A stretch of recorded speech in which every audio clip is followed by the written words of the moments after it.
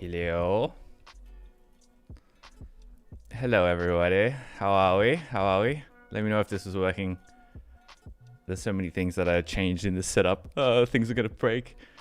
How are you, chat? Is everything going all right? Is it working? Hi. Hey, everyone. Tamu. Hajime. Clements. Everything's working, right? Okay, cool. Yeah. Am I too loud? Sorry, this entire like setup is brand new. I'm like streaming on the PC. I've got headphones on this time so I can like listen to some actual music while I'm editing, although it's a little bit too loud right now. Yeah, crisp. All right, cool. How are we all? Thank you all for tuning in. I know you guys are in different time zones and you know it's so hard to find a good time for everybody, but thank you for tuning in. Just gonna turn this down a little bit. How's that?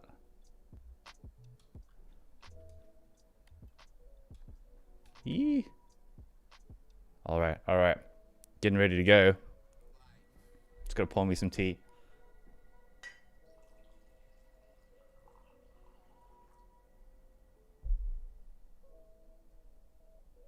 Should have gone to bed, but you keep me here. Thanks for hanging around. Yes, those are drone shots all on campaigns and stuff. So yeah, approved. Camera might be at 30 FPS. Yeah. Oh, that's okay. Camera's fine at 30 FPS. Yeah, thank you to all you European people. Y'all, like it's midnight, 1 o'clock. Oh my God. Amazing. Hello.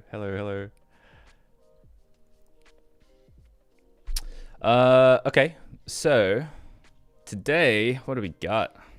We've got a new setup actually. You can see in the corner here. See this little thing? We've got like buttons and things I can press now. So I can do these ones and like quickly switch between scenes. Isn't that cool? Technology. Wow. Hey Tev, what's going on? I love this one especially. It's so good, eh? You upgraded so quickly.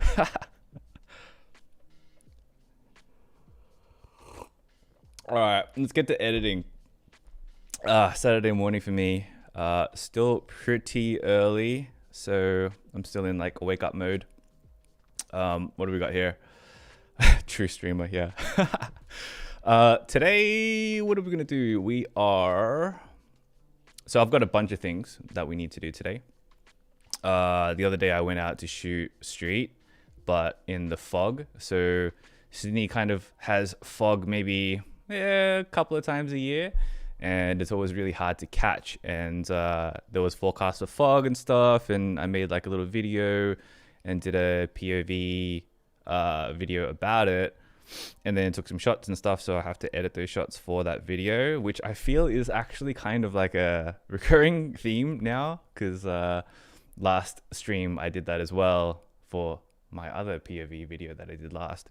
So yeah, well, you get to see it again.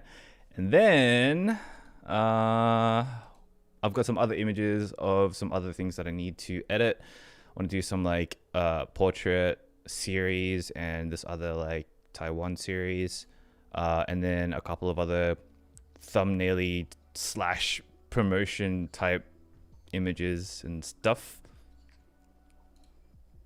What tea am I drinking? Green tea, you know, Japanese things. Not on Twitch. No, I'm gonna jump on Twitch maybe next week or the week after, but just to stream games. So I'm gonna keep YouTube as streaming photography stuff, and then Twitch maybe I'll just stream games. Like I play games so much anyway. I thought, you know, might as well just stream it, right? I guess. But we'll see. going to get this done on stream. Yeah, so right now I'm going to... So I've got 500 images here. I mean, I'm not going to edit all of these, of course.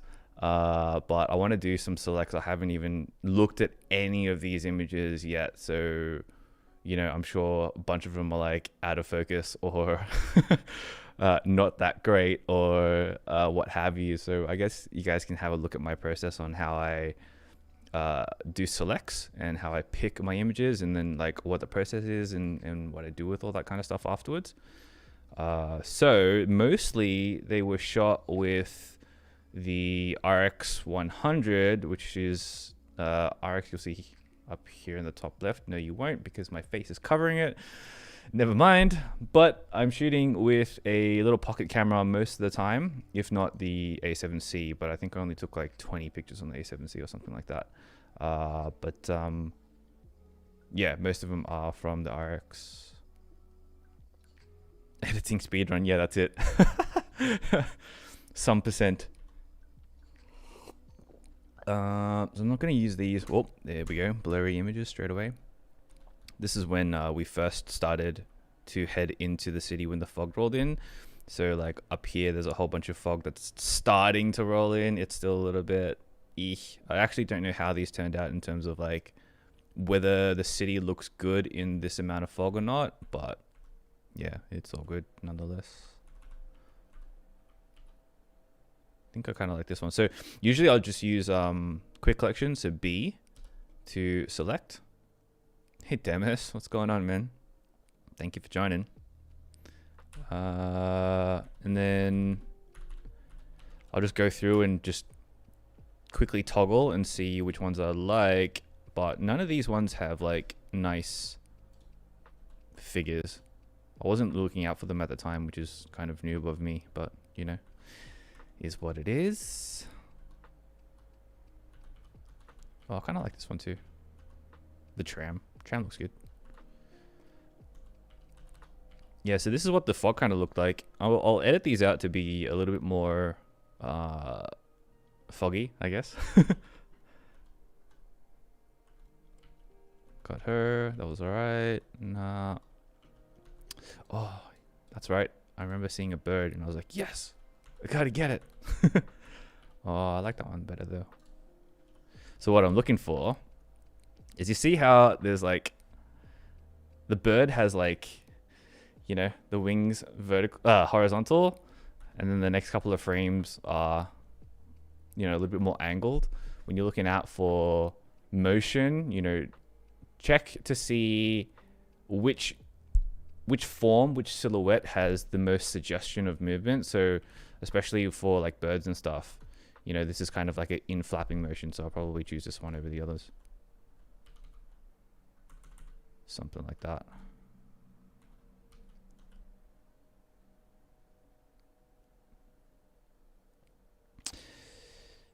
Hey Vishal, if you're going out specifically to shoot why the RX 100, so I always carry my RX 100 with me.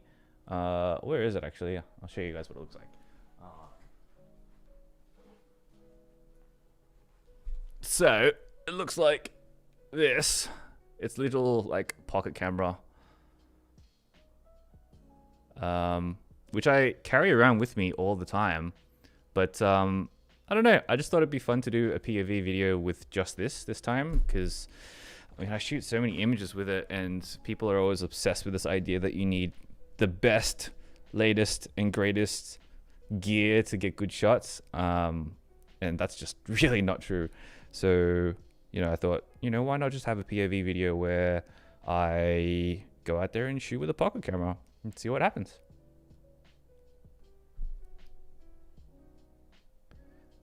How do you already have that white frame in every pic? So if you right click here, just on the outside, like anywhere in the outside, you can change the background color to whatever. I like it white because then it shows me how, like I always shoot underexposed, but it shows me how underexposed I'm actually shooting compared to like pure white, as opposed to it being pure black. It's harder for me to tell on this monitor, at least.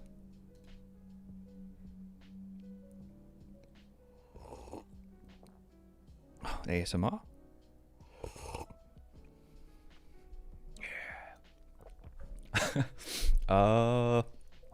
Where am I from? Sydney. I am from Sydney.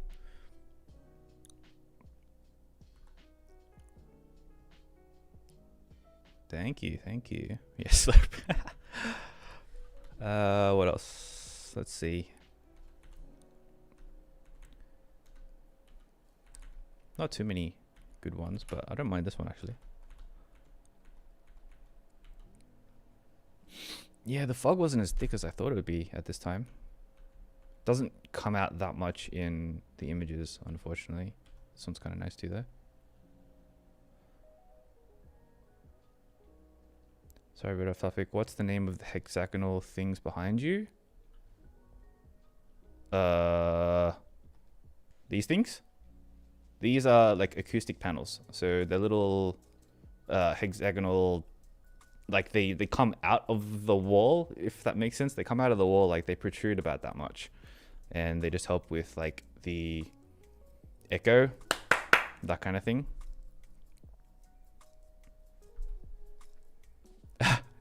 New PK emo. Hey Ben, yeah, let's fly later. FPV flights, doing it. Yeah,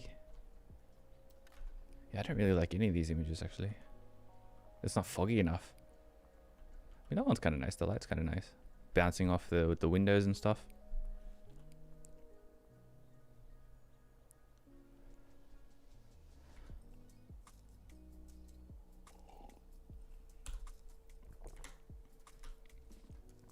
Grab that too. Oh yeah, I liked these ones actually. It's just like blank, super nice. This one was shot on the A7C though, so I probably won't use this one because the POV video that I'm going to be doing is all RX 100. So I'm going to skip those for now. I'm pretty sure I took them again later though on the...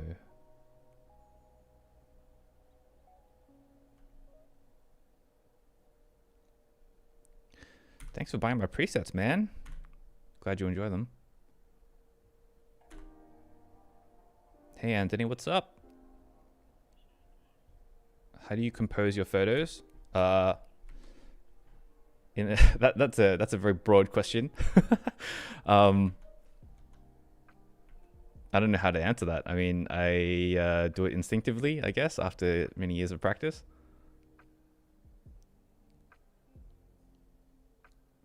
Would you recommend DJI FPV now that you've had it for longer? I mean, if you have the spare cash and you're not trying to use it for full-on like cinematic shots, at least for the next couple of months while you're still learning, why not? You know, I'm about to maybe next week, maybe the week after, release another DJI FPV like progress video on like how my progress is doing, and you know, the boys and I have been going out for flights every now and then just to like practice and stuff. This is my friend TK. He was with me on that day.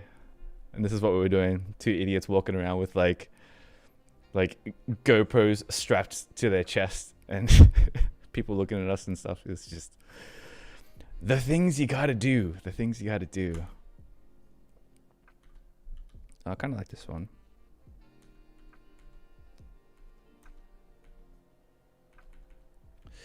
And then we went to Piedmont Bridge and it was real foggy, which was kind of nice. It's a bit stalkery shot. I meant to get her by herself, but I ended up getting this dude in the background. But yeah, maybe I'll edit it and see what happens.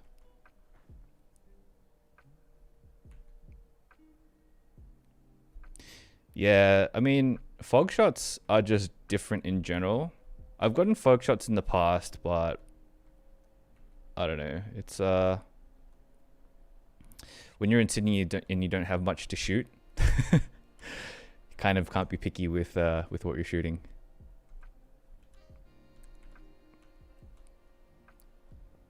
I was trying to get like a single person like that, kind of like this. It's okay, but I don't like the figure. That was all right. A little bit of frame action. What's your take on a Nikon D610? Images seem not to be sharp enough. I mean, any camera is sharp if you shoot it right. Even with like shitty glass and all that kind of stuff. And even then, you can always take it into Lightroom and sharpen it up. I can show you some sharpening settings later on. I don't mind this. I saw this figure really far away, and this is at like 200 mil, I think.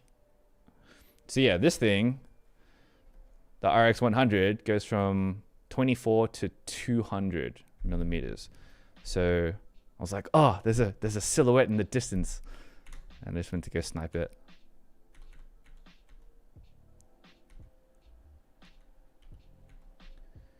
Oh yeah, I remember these. These were kind of cool. I kind of like this one. It's like awkward.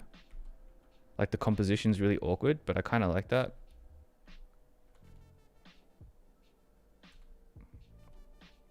I like that one more though.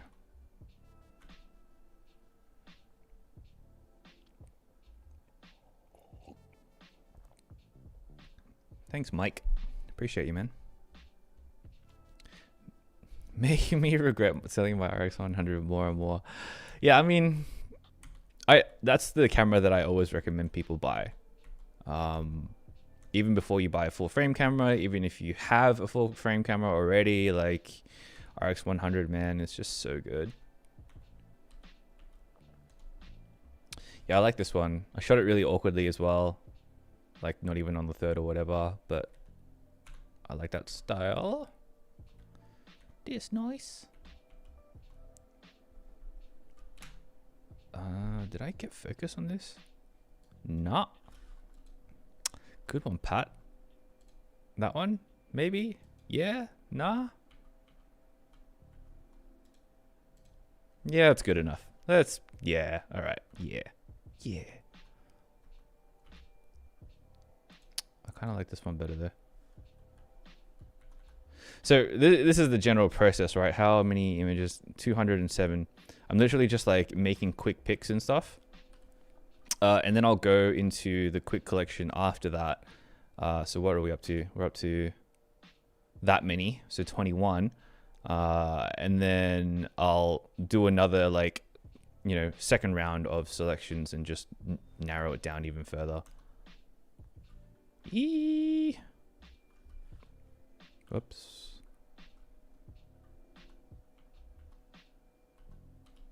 Oh yeah, I liked this one because of the contrast.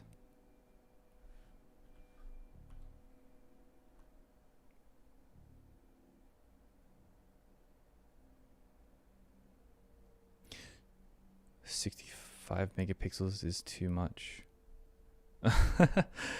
Yeah, I mean, I dislike shooting on 61 megapixels with my A7R4 just because it's really difficult to manage in terms of like compute power, and you just don't need that many megapixels. I mean, it's nice like in terms of the quality and future proofing your work and that kind of stuff, but for most people it's overkill. Like 20 is good. Also, why is my chat box not working? My chat box and my alert box. I spent all the time to set those up before stream and it's not working. That's so sad. Maybe next time.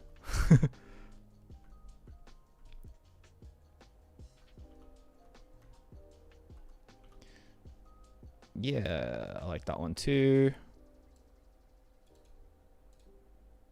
Cool.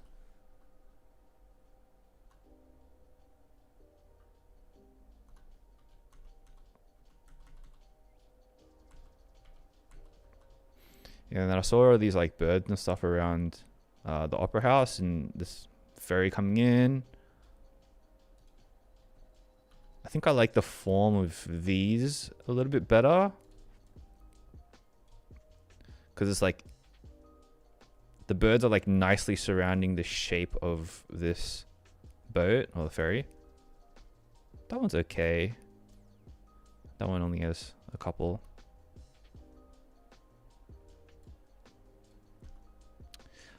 Watching from Nigeria. Damn, hello. Thank you for staying up.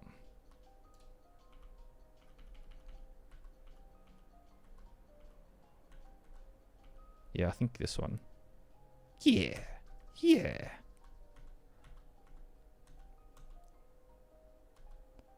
This one's kind of nice too. Really like mysterious. Maybe this one. And I'll fix up the crop in the edit.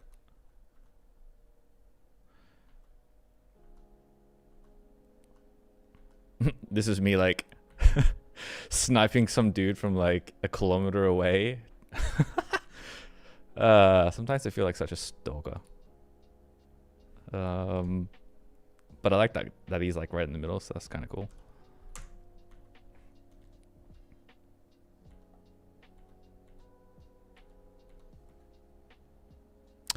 So there's this new building in Sydney, right? I didn't even know what it is, but it's next to Circular Quay. And so the building is shaped like an angle, like this. And so it's like a stack of angles like this, and then the next stack on top goes like this, and the next stack on top goes like this. And it gives you this crazy like reflections that just bounce off the windows. It looks so rad.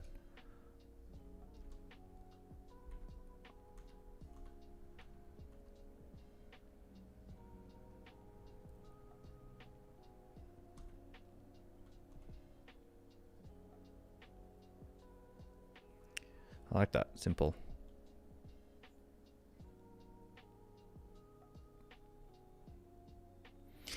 So you normally go for the crop 26.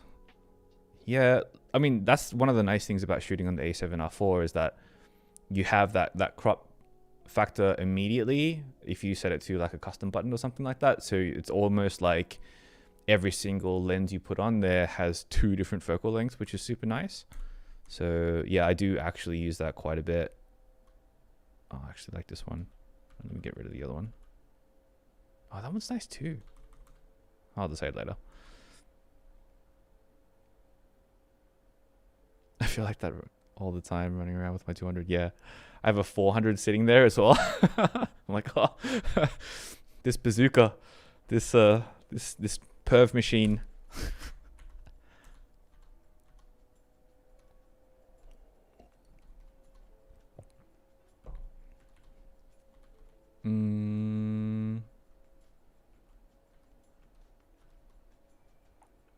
So again, I've got all these series, right? So another thing, like coming back to my tip about like form, you know, what is the, in this instance, like what is the gait that suggests motion the most? So this one's almost there. She's got like her back leg up. And then this one's not so great because she's already in motion. And so this one's better because her back left is up as if she's like about to move, which is kind of what you want in terms of like a suggestion of what the silhouette is doing. So it's probably this one, not that one. Yeah, that one's okay. Yeah, that one's okay too. Yeah, that one's not bad. Maybe even this one. So if it's going to be this one, for example, then as long as, you know, the main subject over here is okay, then it's totally fine. I'm probably actually going to like 50-50 this in the edit, but something like that.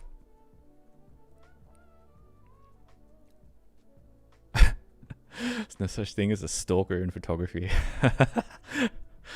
Let's just keep believing that. There's a building that's similar even in Japan, right? I'm not sure. Yeah, it's next to Shinjuku West exit. Shinjuku. Yeah, Shinjuku West, I think.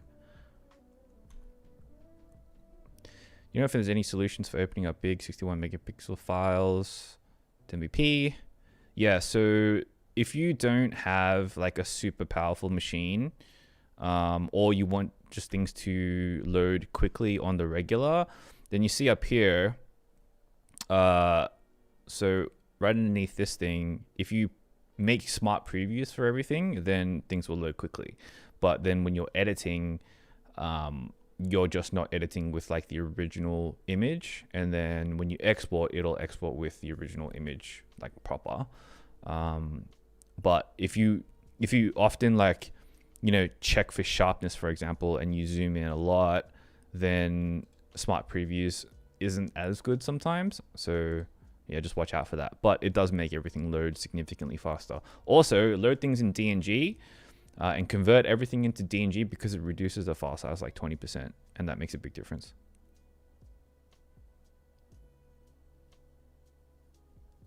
A Mac Mini M1 can handle that 61 meg. Yeah, I mean, I use the Mac Mini. I mean, the MacBook Pro M1 as well, and it's fine. Like that M1 processor is actually like stupid fast, and I would be streaming on that today, but I thought I'd give the PC a go today because you know, gotta mix it up. Leave things to chance of everything blowing up. Just some fun shots. Look, this is me with the bra on, the POV bra. I'm totally going to include that in the POV, by the way, just for the lols. Yeah, so I was taking these ones. I think I took more of them later, but I love this because all the lines lead down to this one dude down here. But I accidentally got this in the way.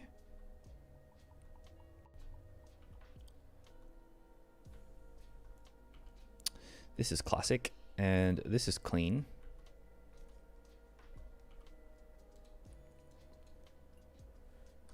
I love these minimal scenes. They're so nice. They're so nice.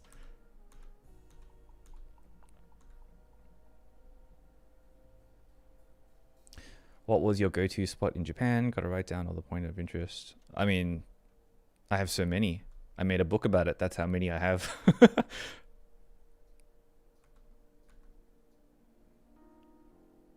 What's the difference between raw file type? Oh man, so like if you're not already using DNG, use DNG. In 2021, there's no excuse not to use DNG. So it makes all the file sizes smaller. So every image loads faster in Lightroom. It has an archival checksum verification, meaning that when you're transferring files, or if you're trying to do like a corruption check or something like that, every single file has the ability for it to be checked for corruption and archiving and all that kind of stuff. Whereas regular raw formats, especially the proprietary ones they use on any camera nowadays, they don't have that. And then you can also embed fast load data. You can save the metadata changes to the DNG directly, which means that you can like, you know, make edits on one machine, transfer that DNG with the edit to a different machine, and it'll still retain that edit even if you're loading it up into like a different program or what have you, if you set it correctly. So yeah, there's like it takes a little bit longer to convert to DNG on import, but it's so worth it for the benefit. And I mean, it's not that much time. It doesn't take that long. These ones, because they have birdies. Man, I have a thing for birds, especially in Sydney. It's so, like, there's nothing else to shoot, so I have to shoot birds.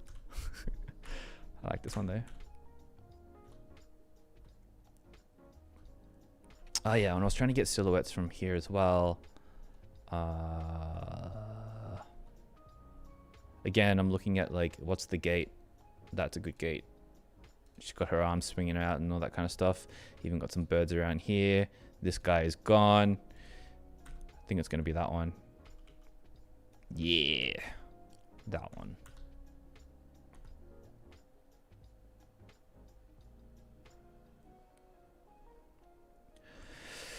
All right. Quick rest so that I can pour some more tea and answer some questions.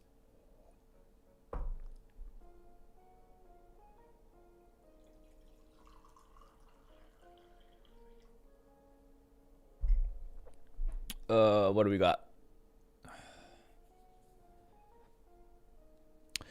So you convert all the raw files to DNG and store everything in DNG. Yes, that's what I do. I've converted my entire library to DNG. Also on storage, do you store everything? Or yeah, I store everything. I don't delete anything, except for the SSD drives that I travel with. So I'll travel with probably a stack of like this many small SSDs, like 1 terabytes and 2 terabytes, organized by year. And I'll just travel with that as hot storage so that if I need to edit on the go, I've got it. But not all of my year's worth of images can fit on a single SSD sometimes, depending on the year. So I'll travel with that, but I have everything backed up on Google Cloud as well, because I've got an enterprise Google Cloud account, which is unlimited. So I use that. Where should I convert to DNG? You can convert to DNG in Lightroom itself. So select this option up here when you're importing to, whoop, I should probably share the screen, shouldn't I? This option here, this is what happens when I have too many buttons and I forget all the things. Copy as DNG will just automatically do it for you. So you'll go into your selects and all that kind of stuff, and then it'll pop out of the import dialog, and then up here in the import progress bar, well, top left, yeah, my face is blocking it. The top left, it'll show you the progress on conversion.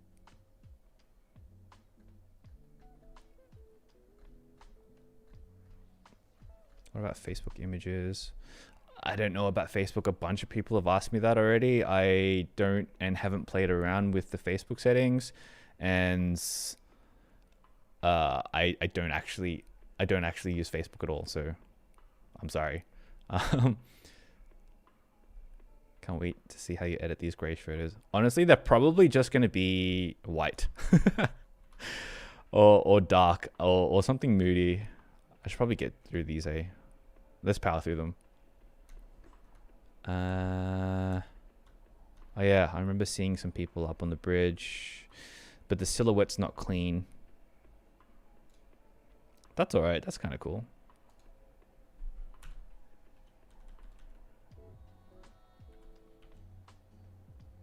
Yeah, that's not too bad actually.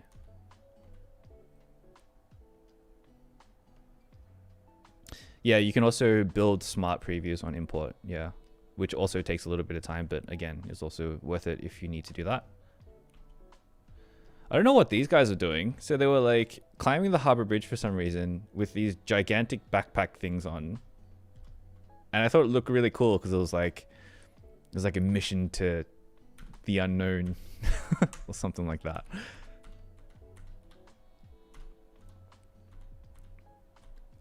And then all the rest of these are, well, some of them are RX, some of them are S3.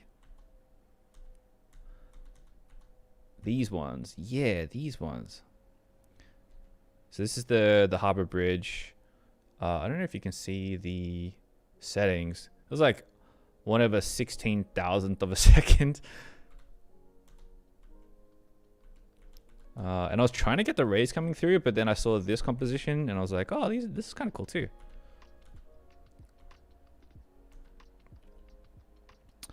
But I didn't actually manage to get any of these on the POV video, but I'll share them at the end.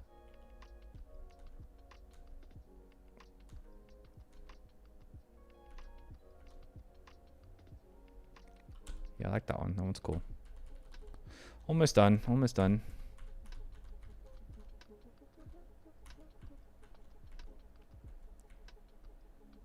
Oh yeah, and then I was doing that as well. Yeah, these are okay. It's all right.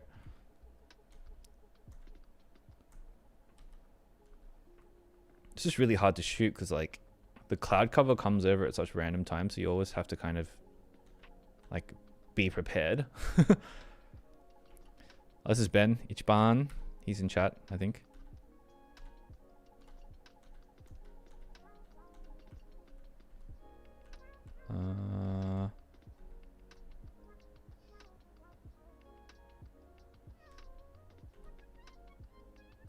Yeah, maybe I should move myself, shouldn't I? Hold on. No, go back. That's not what I wanted to do. I wanted to do this one. Wait, where do I put myself?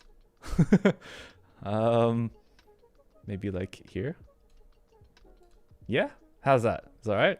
Yeah, I guess.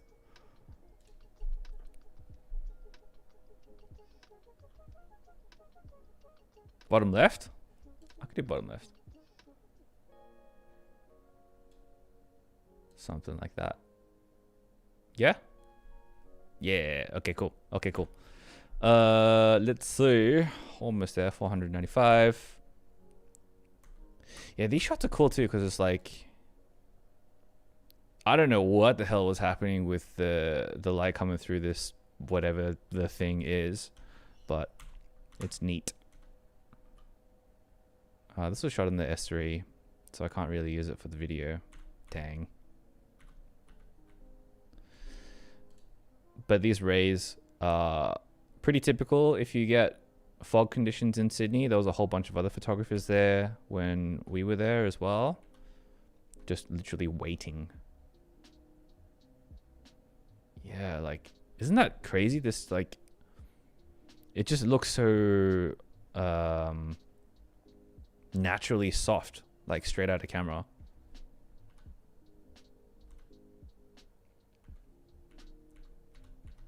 Wild. Wild. I hope it didn't burn my sensor.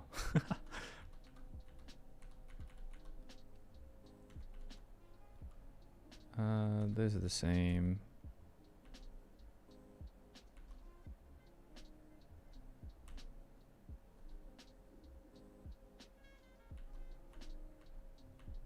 Is chat coming through, by the way? Like on stream? Like, can you actually see what you guys are typing? Because for me, I can't see it. Let me know.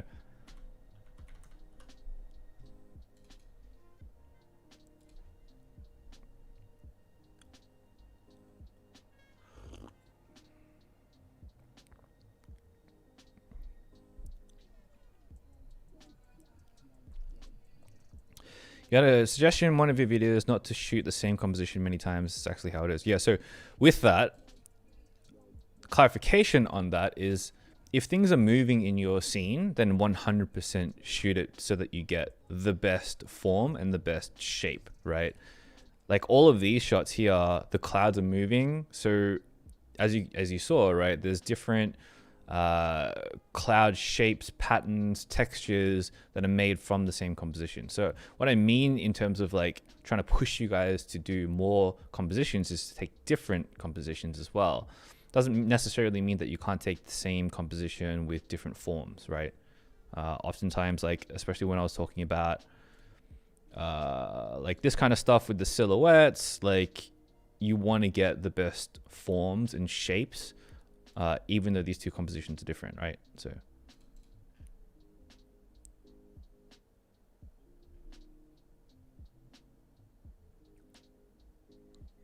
all right, cool.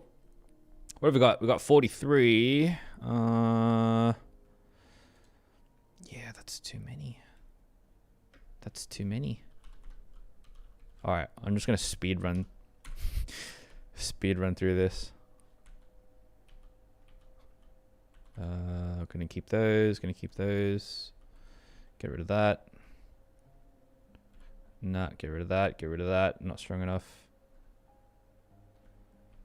Get rid of that. Not strong enough. That one's cool. Get rid of, yeah. That one's sharp, yeah. Yeah, that one's sharp. Okay, cool.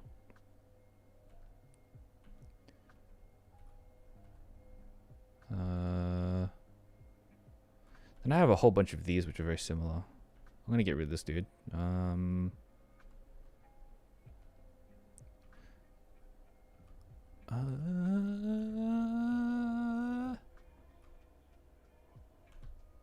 Get rid of that one. Okay. Get rid of this one. Keep that one. Keep this one for the lulz. Keep those. Those are alright. I might get rid of that.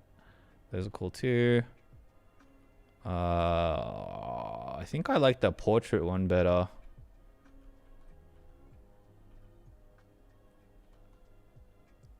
Oh, but I like this one because it looks like there's rays coming through. Yeah, okay, cool. Let's do that. Sorry, I'm flying through these at the moment. And then I'll keep that. Okay, cool. So what have we got? 31. So, I mean, again, similar to what I was doing last live stream. So last live stream, I needed to do a set. So when you're doing sets and stuff like that, oftentimes you want the entire set to look similar, right? Or you want them to have a similar visual aesthetic so that they tell the same story or they're a part of the same story. So I'll probably, probably chuck a preset on one of these, do an edit, and then copy them all and then go through each one of them and tweak them or something like that. So much fog, yeah, man. What are good practices to shoot towards the sun? Honestly, I don't know. I don't know if these things are bad for the sensor or not, but I mean, I've shot into the sun so many times now and it's been okay, so I don't know. Take that as you will. I'm going to use this as an example.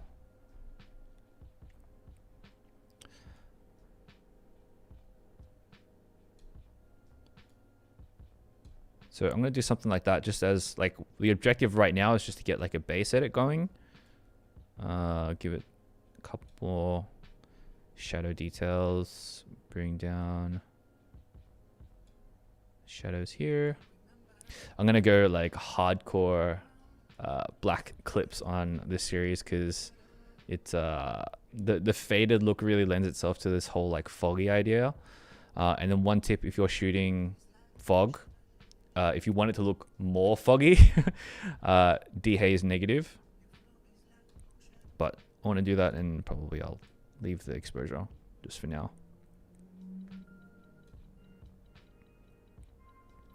Did you shoot all of these while using a tripod? I like never use a tripod, to be honest. I didn't even bring my tripod with me that day. I'm just gonna bring the clarity down to like a more baseline level, just so that it's like more acceptable to more scenes, because sometimes you get a lot of haloing and all that kind of stuff. Also, this is the first time I'm editing properly on this new PC because this is my gaming PC. So, if things go wrong, I'm sorry.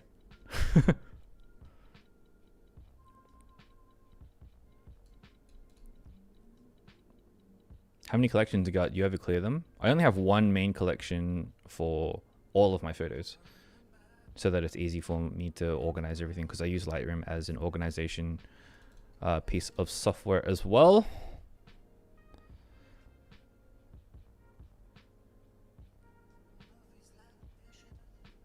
Just realized on the live stream you take your shots on cloudy days or with clouds, don't have an empty sky. I mean, no, not at all. Like, I shoot in all conditions. It just so happened that I wanted to go out and shoot fog on this particular day, so there wasn't any empty skies to shoot. Okay, what are we doing? We are checking all. We're gonna copy all the things. Whoops, I'm using Mac shortcuts. And then we are going to paste all the things and wait for the thumbnails to come through, and then edit each one individually really quickly. And then we'll move on to some other more singular images.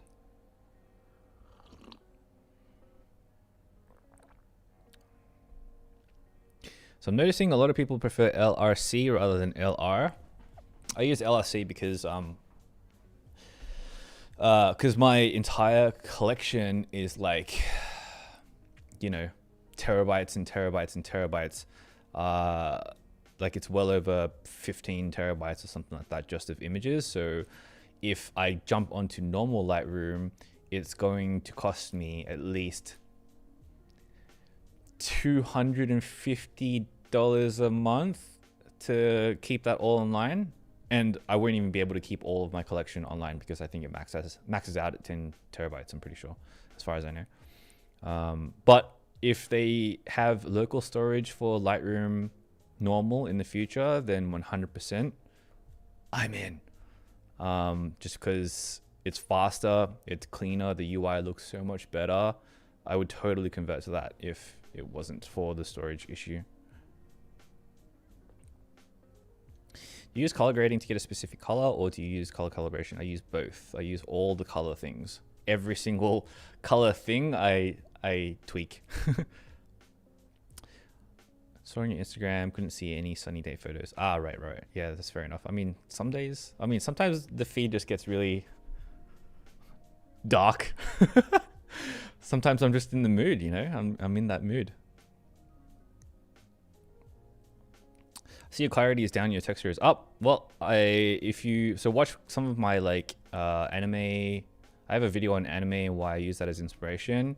It's a specific look, but the texture portion of that is to counteract the minus clarity.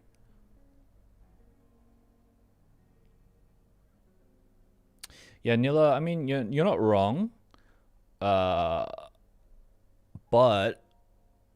it would be nice if I could have the same experience across every device, such that I could select, you know, which portions of my catalog I want to sync, and then which portions of that I want to keep locally and on what machine. So even for like doing a stream like this, right? So over here, I like created a brand new catalog, and I only have these 2 folders in this this entire library. Like, and that's a pain, right? Like like changing devices and all that kind of stuff is kind of annoying. Anyway, let's get back to this.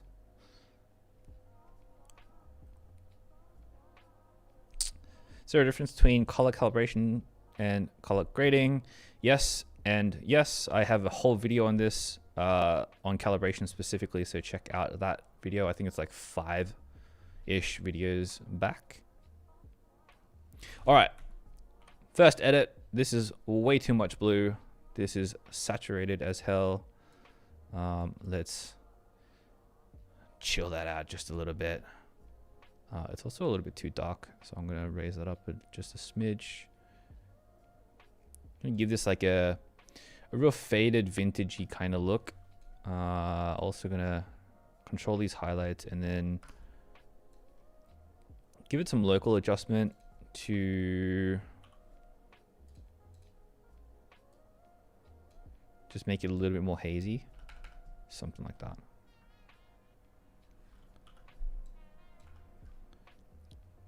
Yeah, very quick. Turn down the saturation. Yeah, that's good. On these next 2, I think I'm going to copy the same settings. So I'll copy all those, paste that. That looks good. What happened to my... So I'm rushing through these because I'm... how long have I been live for? 52 minutes. I'm only going to go live for like maybe 2 hours max, I think. But I'm going to rush through these, and then we can get to some other more varied shots after that. This is probably too much. Relax, Pat, relax. Next one. Nah, I like the edit better before. That one's nice. I want to accentuate this just a little bit. Reset that. Up the clarity, up the texture just a smidge. Add some more directionality to this light as well. So something like that with like a really high feather.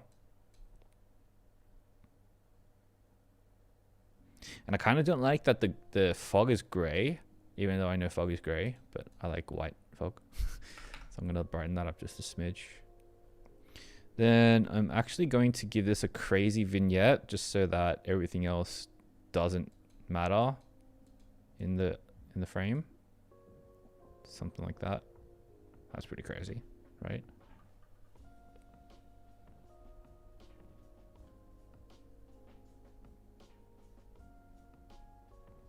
Yeah, I mean LRC's, yeah, I mean it's classic, but you can tell the UI is dating fast. And like I used to be a product designer for 10 years, and so like looking at this freaking hurts my eyes.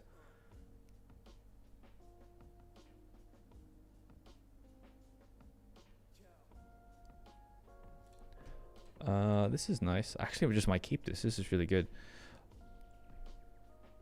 I don't really like the perspective distortion, but I don't think it'll look good if it's straight. Yeah, nah, that looks really weird. Never mind. Let's just keep that. I'm going to darken this bottom left portion so that your eye gets drawn to the fog up top. Like that. And then just, again, really lightly on the top as well. Creating like a kind of a sandwich. A light sandwich. Cool. Yeah, nice. Maybe down a little bit on that blue as well, though. It's a little bit too saturated.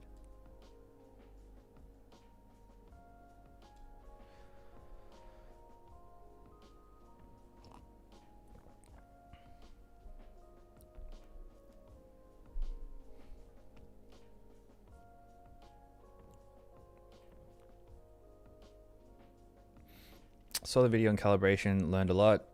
I did stay with the doubt whether they're different enough. Yeah, so they are definitely different enough.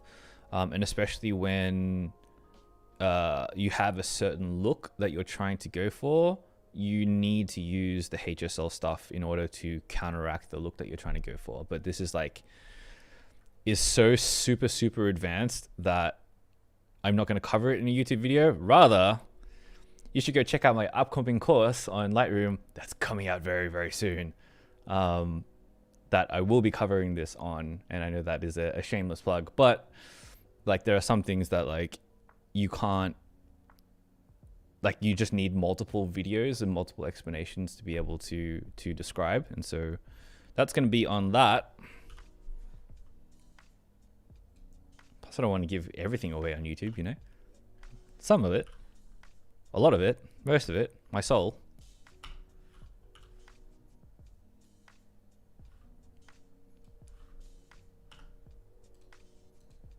Yeah, that's nice. That's a nice one.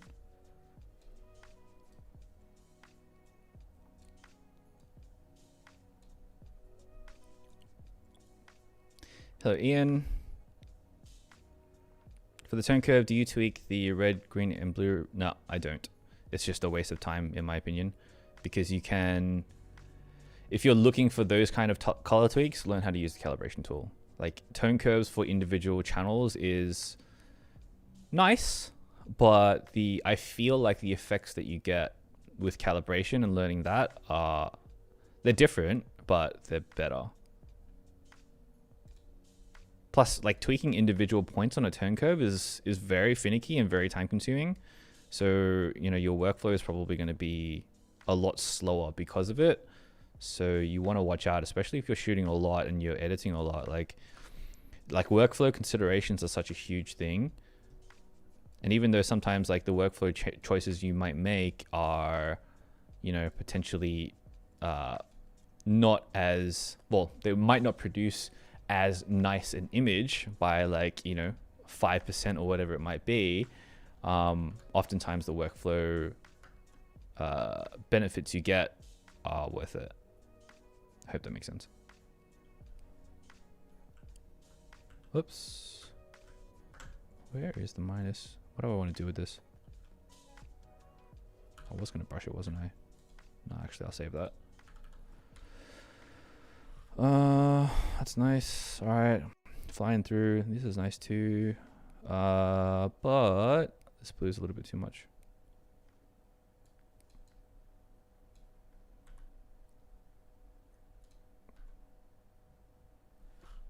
Yeah, so this dude, I don't like this guy. Oh, I could go into Photoshop and like erase him. But I can't be bothered. It's just, again, workflow. Like I'm probably never going to use this image again, except for in the video. So I'll like, is it worth the effort? I might even just ditch this image completely.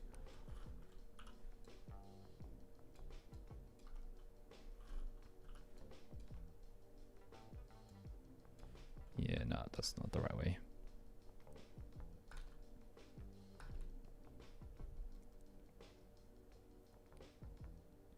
If If you only had one lens to use forever, what would it be? It would be 1635 GM for sure. Not because it's my like 100% favorite lens to grab all the time, but because it's the most versatile for the majority of images that I shoot or I end up shooting anyway.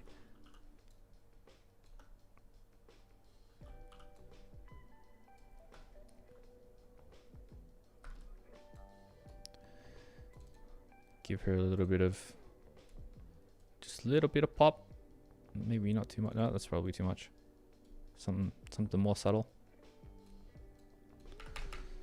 And zoom in on this guy. And actually, you know what? I'm gonna like paint. I'm gonna paint some fog on him. And hopefully that gets rid of him a little bit. So if I do something like that, that's probably way too much.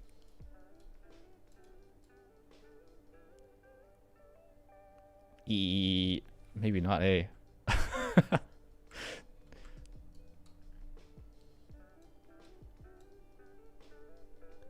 get rid of that.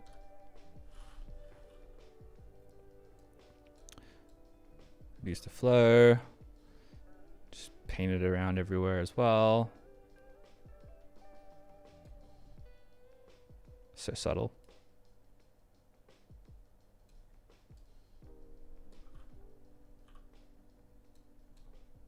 So if you hit the O key, you can see where your changes are. I just ended up doing everywhere. Like, it's okay. I don't know. I'll leave it in for now. I'll move on. It's because I got a lot of things to do. This is not a strong image at all. I'm going to get rid of this. This is all right. Not too bad.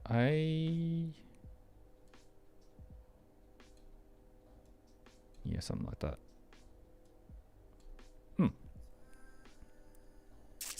Do I use split toning? Only a little bit. A smidge. So what's that?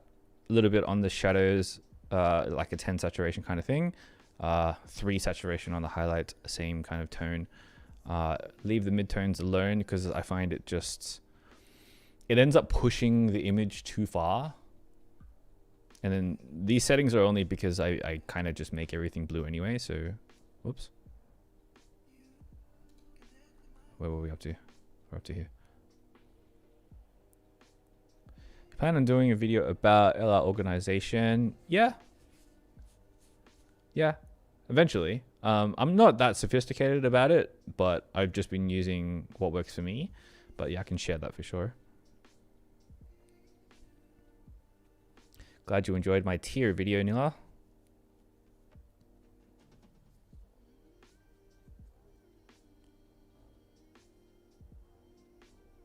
Yeah, that's it, David. So, you know, more compositions, the better. More you're trying to push yourself, the better. Paint, turn off the lamps. I should have. So this one, I'll probably do something like this. And then duplicate that. Oh, bring it down here.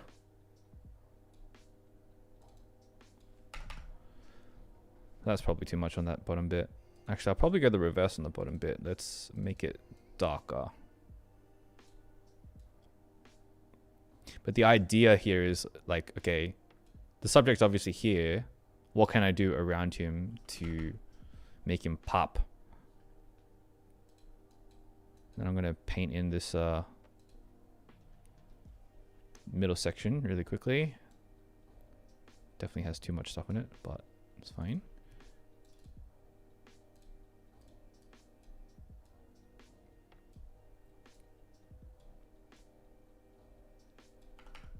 Something like that. And then a little bit more detail on this guy too. I want to like accentuate his shadow as much as possible. So I've just targeted the shadows only on that. And now he sticks out a lot. So before, after, before, after. Sorry, I've been forgetting to do before and afters. But here you go. Here you are. Here you are.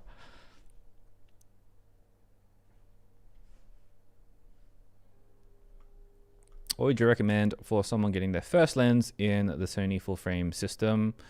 Get something that's really broad and really general so that you understand which focal lengths you like to shoot with. So a lot of people like to start on 24 by 70, 2470. You could also do like a 24-105 or something like that. It's only after a while that you get to know the focal ranges that you tend to use depending on your style of photography that you end up, you know, buying primes for that range, for example, and you know, start to gravitate towards that. So yeah, I would do that first before buying anything. So if this was a post, by the way, I would get rid of these, which you can do just by using this tool, the spot removal. So something like that. And cha-cha, it's gone. Less distracting things.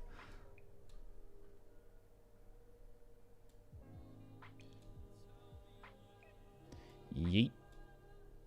Oh, it's not super clean. You can also do this in Photoshop, which is going to be like 100 billion times better, technical term. But for the sake of time. No, I need to line up that line. Okay, we're good? We're good. Yeah, okay, we're good. Put a little bit of a accent on him as well. So what I like around him is that he's so cut around his silhouette, like the top part of it. It's really, really cool.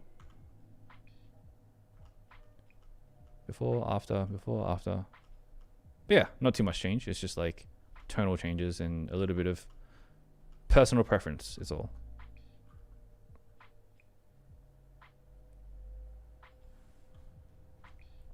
On these shots, what was your exposure detected by the camera? Yeah, minus 0.7 or 0.3 or something. Always minus. I think it was minus 0.3 for this.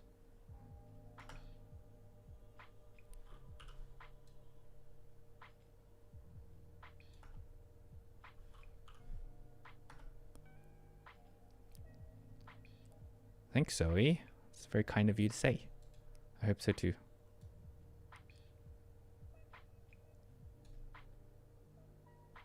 Before's just accentuating that atmosphere. In the before, you can't see the haziness to the eye. When you're actually there, you could see all of this haziness in the buildings, but the sensor just doesn't capture it. So yeah, just accentuating that just a little bit more. Oh, coming back to this, a couple of things I could have done here. So there's this term called microframing. So microframing is around like, okay, you have like your base frame of whatever you're shooting, right? But there's a microframe here where the tower itself, if you take this flag as like the middle point of the tower, is framed by this building here and this building here, right? And so if I took like 2 steps to the left, and I took this while I was crossing the road, so that's why it's kind of shit, but even though that's not an excuse, I should really be looking out for these things. If I took 2 steps to the left, this could have been right here in the middle very easily.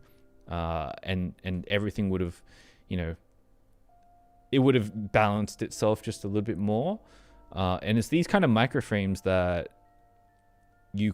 most people miss. Just the small adjustments of like 2 steps to the left, for example, makes a big difference.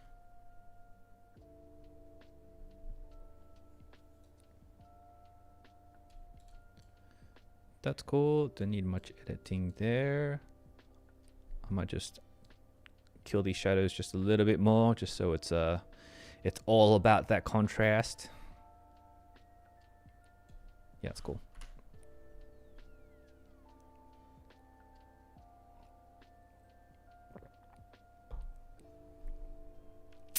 Birdies. Again, Sydney has nothing to shoot, so I shoot birds. Sad story of my life. I'm gonna make this into a square.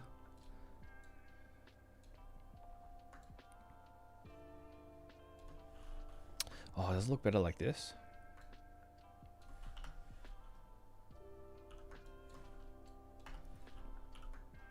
Maybe like this. Yeah, it's kind of cool. And then I'm going to yeet this bottom bit out. Goodbye. Maybe. Or not. Or just don't work at all. That's cool. Yeah, I mean, nah, you know what? I can't be bothered. I'm just going to do this.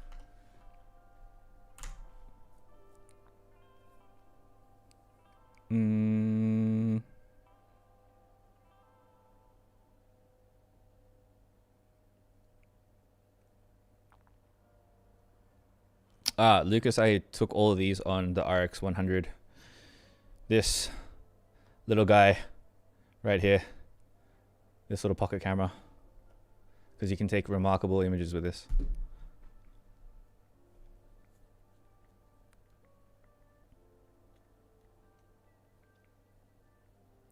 What's the lowest number you would suggest to use for exposure? I mean, it varies, man. There's no right or wrong answer. Typically, for most modern sensors these days, you want to underexpose because you have more dynamic range in the shadows than you have in the highlights. So by doing so, you will maintain more dynamic range overall to a certain degree. So the maximum I would go up to is like 7.1, but if you're going any more than that, then it would be a stylistic choice rather than like a technical choice.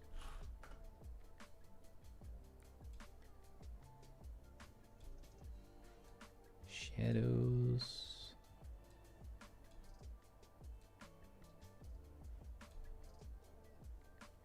Yeah, contrast. Cool. That's cool too, just as it is.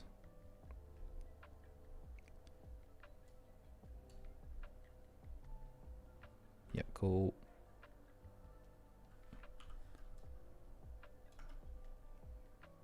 Also fine. Just BTS shots, right? Like, they don't need that much work. I like that. That's good. So, like, my settings and the look that I'm going for is pretty, like, I know what I'm looking for, which is why these edits are very quick. And that's because I've been doing this for a long time, and yeah, you get to that point. You get to that point of like stylistically, okay, these are the things I'm looking for. So when you're out in the field, then you're also shooting for those things as well. And then when you're in the edit, it makes, you know, your workflow just that much faster.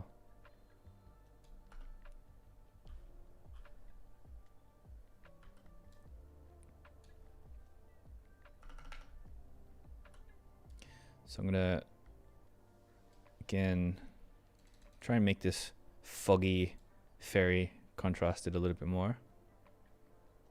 Something like that.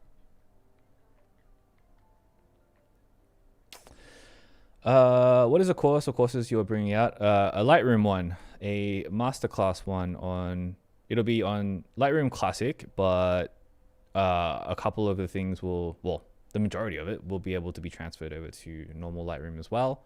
But I'll make sure to cover those two differences. This is okay.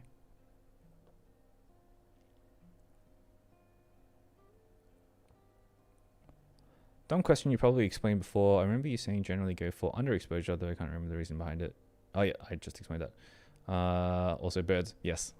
Birds.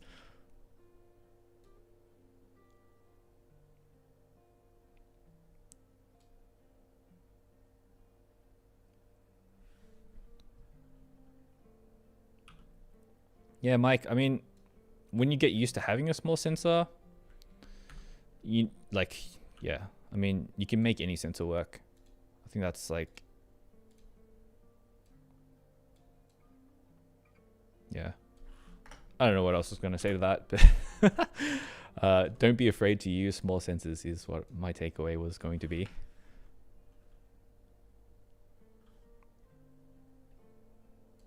gonna up the white on this. Give it a little bit more contrast. Yeah. Yeah.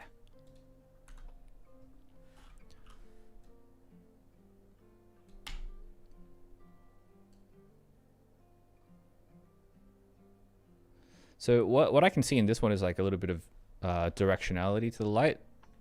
So I want to accentuate that in some way. So I'll probably do something like this, where I'll just add a little bit more dehaze to make the right side brighter. And then I'll add a little bit more shadow on the left side just to sandwich the two and give a little bit more positional contrast to the frame. Before or after, really quickly.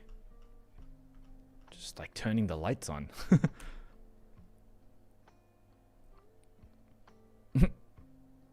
Yeah, you're all right. You're all right, mate. What time is it? Okay. I've been on stream for a little while.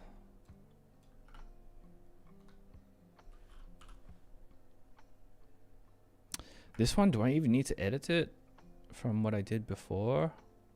I don't think so. Maybe I'll just do this. So I can see this dark patch down the middle, right? So I'm just going to do that and accentuate the darkness here by putting a little bit of dehaze, putting a little bit of texture to get that quality back. A little bit of minus shadow. Up the feather all the way. Just a little bit more. Then I'm going to make the whites a little bit more whiter. And then I will make the dark portions a little bit more darker. A little bit more darker. English is hard.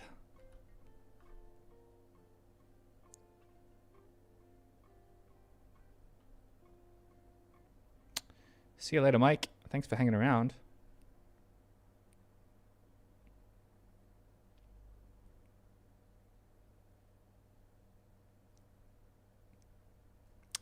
Don't know what you mean, Matthew.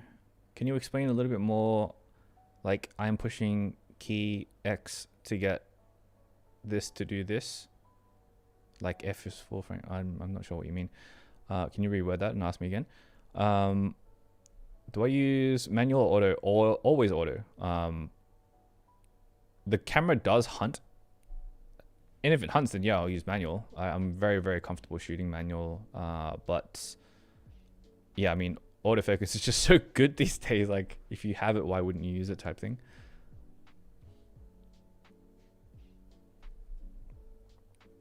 Brandon, noise is a very subjective question.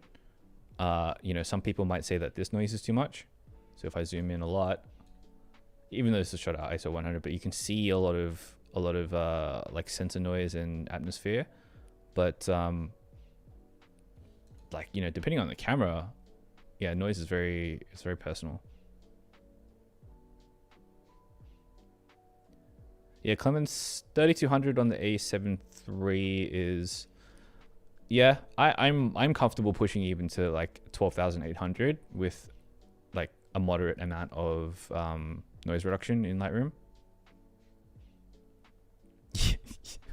Yes, Genshin is in the hotbar, so is Apex. Using a specific, yeah, thanks Clements for the plug. Y'all should join my Discord server where we talk about photography. We talk about, well, we get feedback, you know, we share images.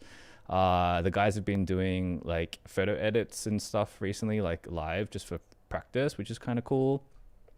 We do photo challenges. What else do we do? And then if you're into all the other periphery stuff, we talk about Japan, we talk about anime, games, productivity, motivation, and a whole bunch of stuff. So come join. We have some amazingly talented people and some really cool chill people as well, and it's just a really good time.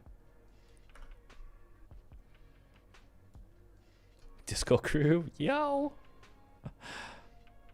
Yeah, I'm on there every day. We have people on there all the time as well. it's growing quite quickly as well, to the point where now like I can't catch up to what's going on every day. So I'm sorry guys, but I'm there, and I'm always there to help you guys. So I might actually, with this one, give it like hardcore contrast, because that's originally what I had intended to do when I shot this. Then I'll just...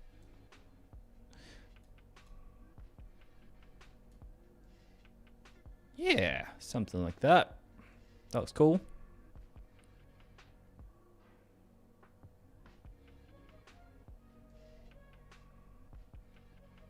Yeah, we're having so much fun in Discord. And Discord's free, by the way. Like, you can pay for it if you want to use like animated GIFs and stuff. But you don't have to.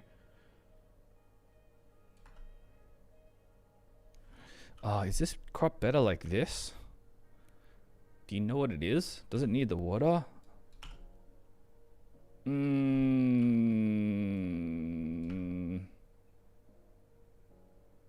I think that could be the crop. Oh yeah, and these guys are cool.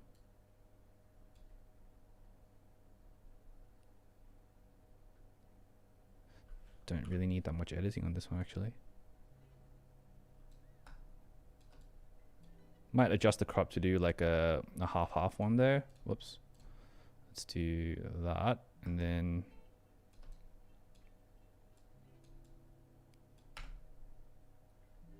yeah, cool.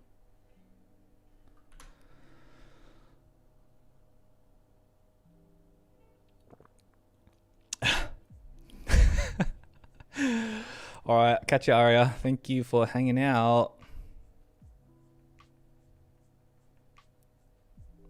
Sweet dreams.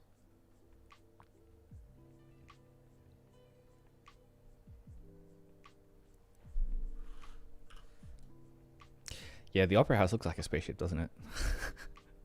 It's a bit crazy. I'm still undecided on that crop, to be honest. So anyway, I think that's all right. I'm going to move on because we've been live for an hour and 22 minutes already. And I haven't even started any of these. So, oh. All right, chat. I have options. And if you were here last time, we did some selections. So what do y'all want to see me edit? That's a baby owl. I'm not a proper streamer, man. Anyway, let me know which image you want me to edit, chat. So number 1, 2, 3, 4, 5, all the way to 17. These 4 are part of a set. These 3 are part of a set. Give me one option, man. Come on. These 2 are part of a set.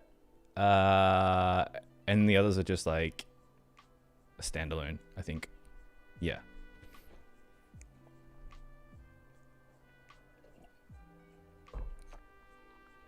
Let's see. 1, 7, 8, 10, 4, 4, 10, 4, 7, 16, 9 to 12. I mean, they're so varied. Doshio, what do I do? 4. Okay. 4? We've got a lot of 4s. All right, let's just start with 4. So 4 is this, and this together. So these were shot in Taipei, the Taipei 101, the viewpoint there.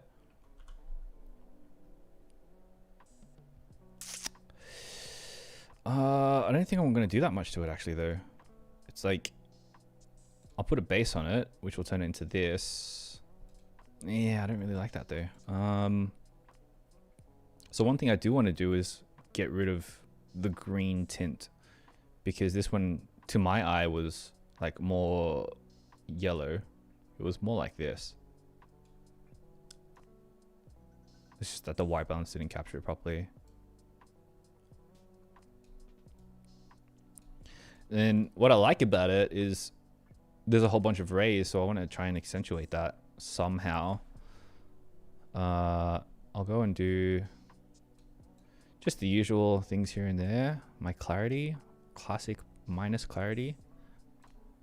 And then just a quick S tone curve.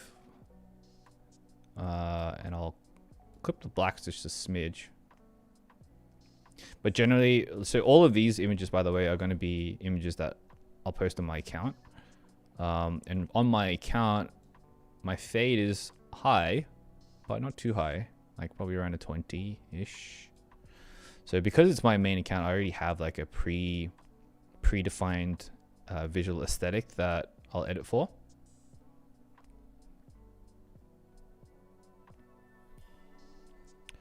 But I think this is quite nice in terms of color already. I don't want to make it too orange. And I don't want to make it too yellow. Like a gold. Yeah, you know what? I might just leave it.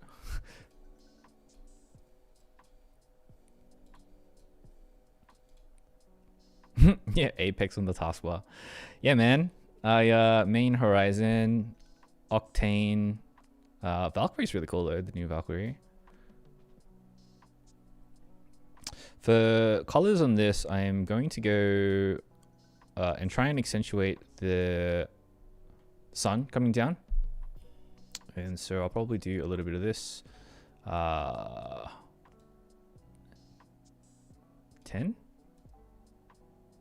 5? 5. And then in the shadows, same kind of thing.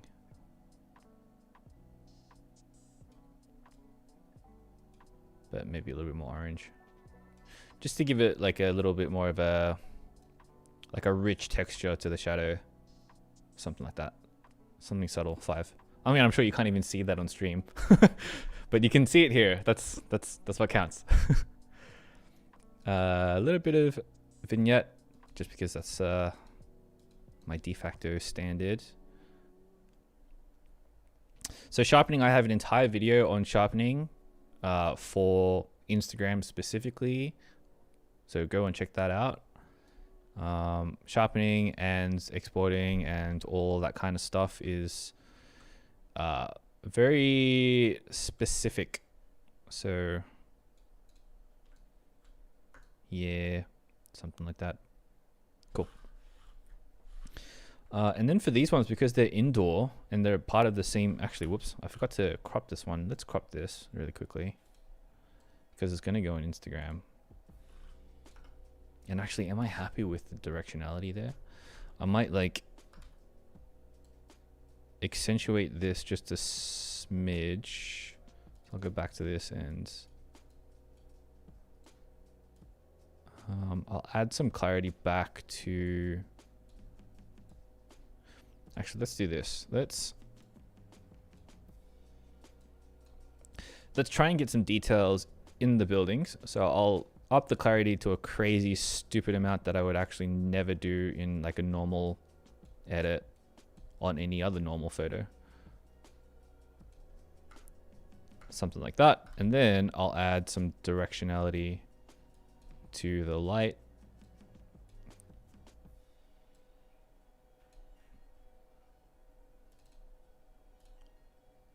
Whoops.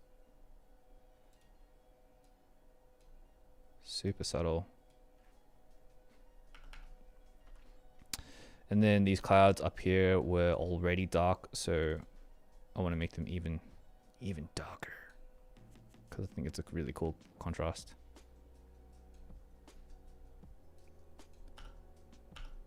Yeah. Before, after, before, after, before, after. Any reason for having both Lightroom and Lightroom Classic? Sometimes I use Lightroom, like on my phone and stuff.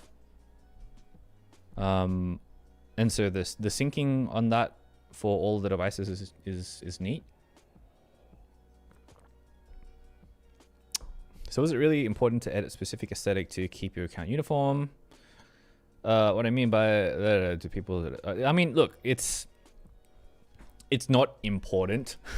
I don't think people are gonna like look at your feed and be like, oh no, it doesn't match, so I'm not gonna like follow this person, or like I'm not gonna look through their images or whatever. Like, it's that the consistency of the aesthetic is like, I don't know. I'm gonna spitball this and say like 10% importance, if that means anything to you. Like, it's not important. Is what I was trying to get at. It's nice. Like, I do it because it's like aesthetically, it's aesthetically pleasing to my eye. So, quick thing I'm doing right now is, especially when you're shooting things that are angled, and you don't get the perspective right when you shoot it, you can adjust it in the transforms here. So I'm trying to make sure that my verticals are vertical.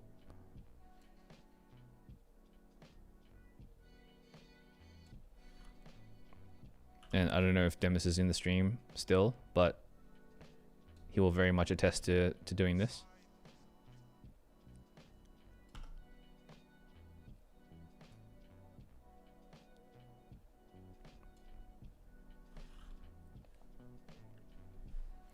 What's the hotkey? It's the pipe button for befores and afters.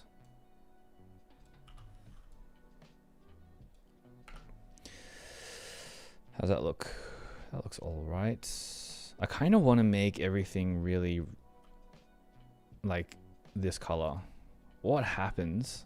Okay. Just hypothetically speaking, just seeing.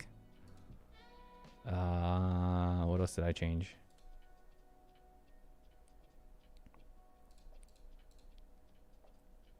If I copy this and paste it here, what happens? That looks terrible. We can change the white balance there.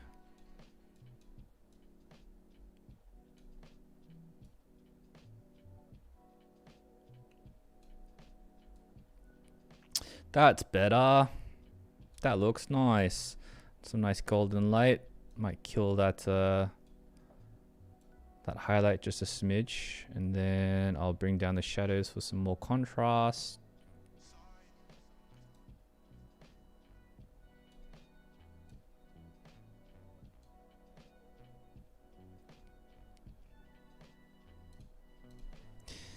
Cool. That's pretty much done. And then quick crops. How do I want to line this up? Maybe like this.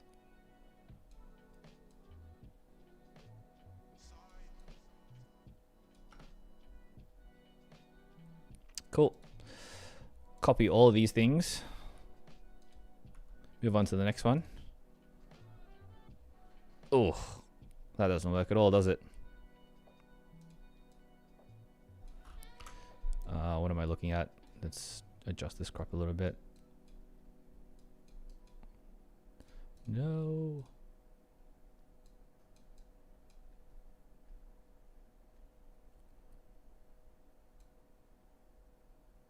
Get my vertical straight.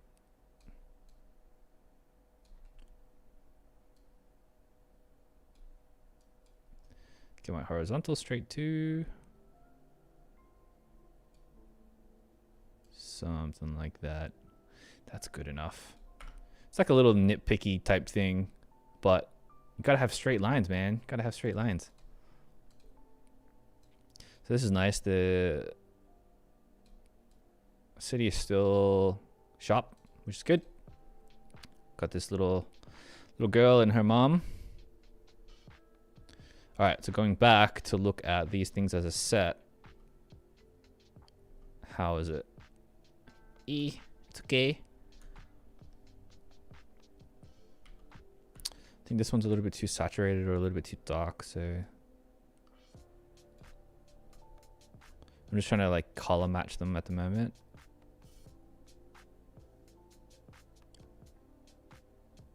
Take the orange hit off. Something like that. Yeah.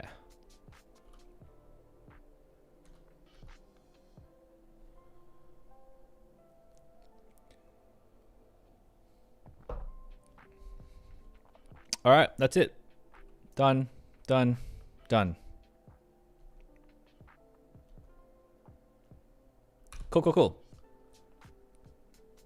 Nice little golden edit. All right, stream. What are we doing next? What else? What other one should we edit next? Well, I gotta pour myself some more tea.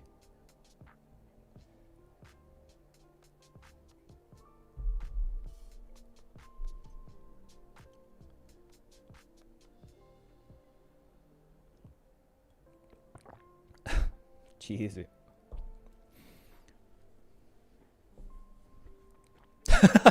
Eric. Thanks, bro. Thanks for joining the stream, by the way. What do we got? 14, 9 to 10. So that's set. 10, that's set. 16, 14, 14, 17, 3.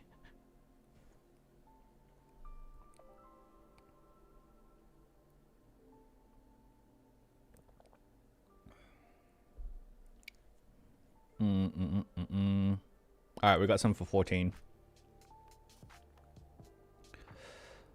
Cool. Let's do 14 then, eh?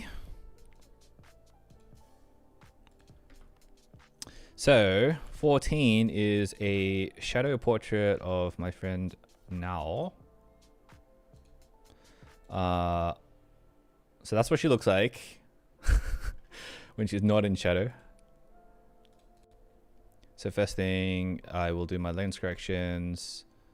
My portrait kind of looks like, my settings look like this, but I don't know if I want to do that.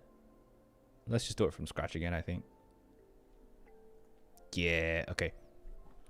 But first thing I want to do is just like up the shadow so that I can see what I'm working with. Because if I don't, then all the colors gonna be all crazy. It's like I want to be able to preserve her silhouette and get the colors right at the same time. So same kind of thing, going from top down. Give it an S-curve, give myself the clip on the blacks there and the whites here.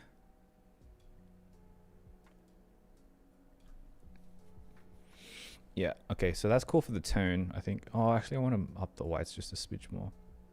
And then, okay, so one of the things that really need to look out for in this instance, like you guys know I go minus clarity all the time because that's just my style. But one thing that happens when you do that, especially in the amounts that I do it on, is that you can start to see all this haloing and stuff like on the outsides. Oh, you can also see some chromatic aberration, which I can't get rid of.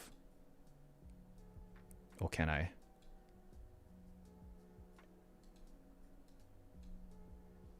Yes, I can. Okay, never mind.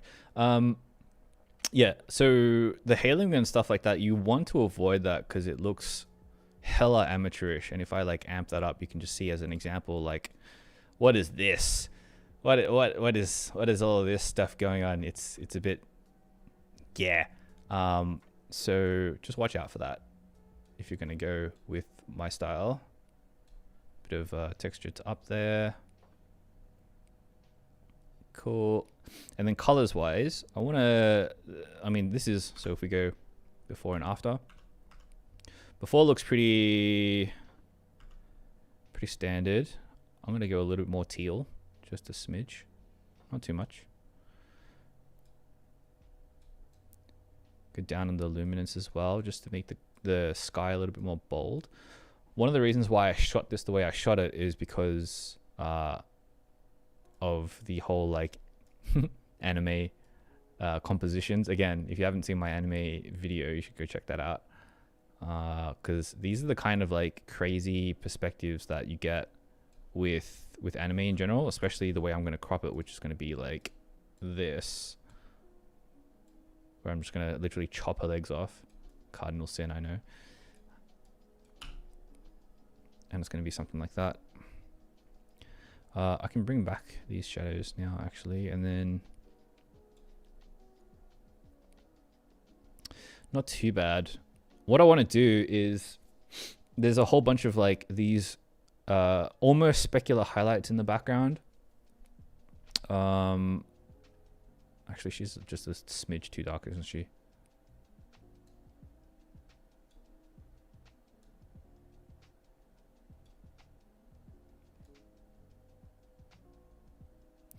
Just up that a little bit.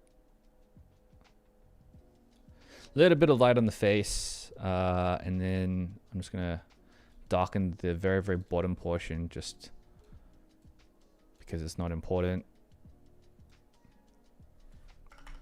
Okay, coming back to this. So I want to like tint these into a more biased kind of color, a little bit more stylized kind of color. So probably something like that.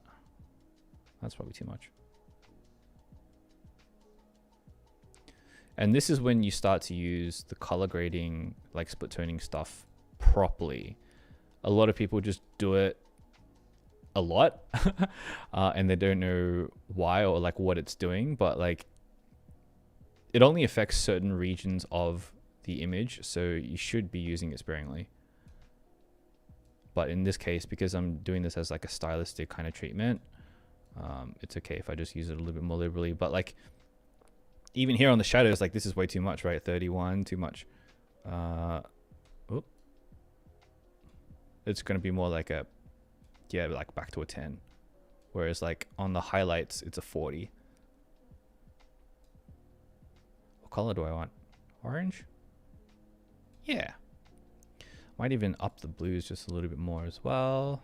Just to give it that like really saturated anime vibe. Quick before and after. Yeah, it's okay. Not happy with it just yet. I'm gonna change the blues. Does aqua do anything? No, it doesn't really do anything, does it?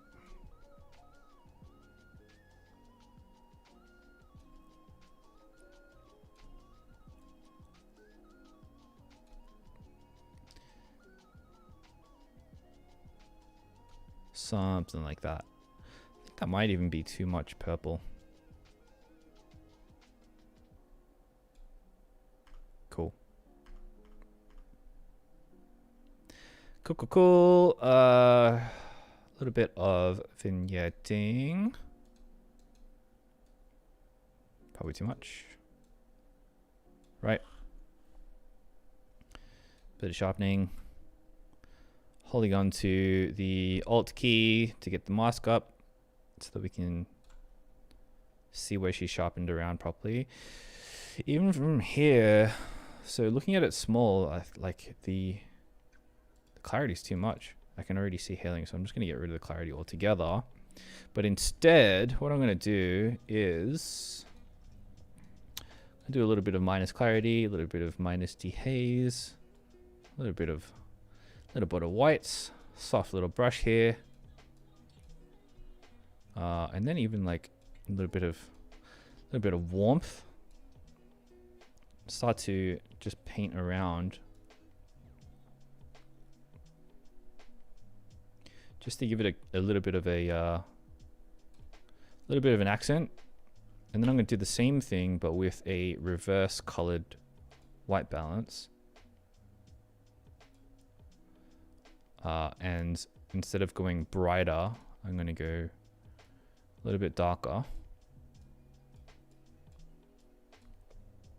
Then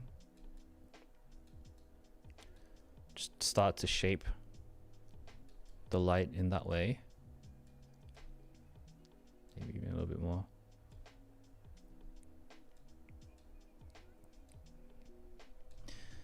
And then that graduated filter that I had down here, I'm gonna make that a little bit more dreamy as well.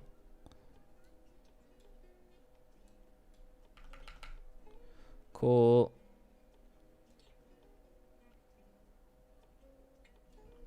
Something like that. I think that's kind of cool.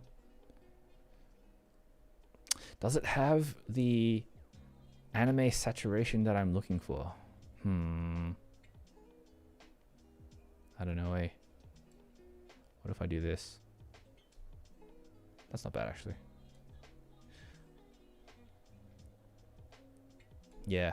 So what I'm trying to go for is, you know, these, like a real poppy type image. This is before and after. Yeah, I think I like that. Yeah, cool. All right. Sigi, next one. What should I do, guys? Choose for me, chat.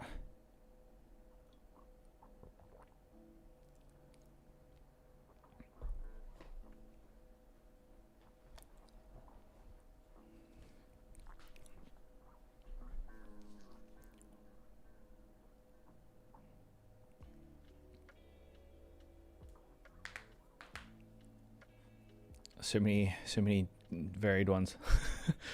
What do we got? 7, 3, 10, 1, 9, 13, 10, 12.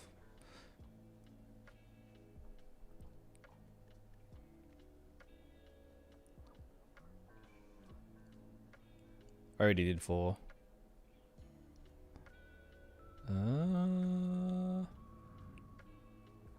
All right.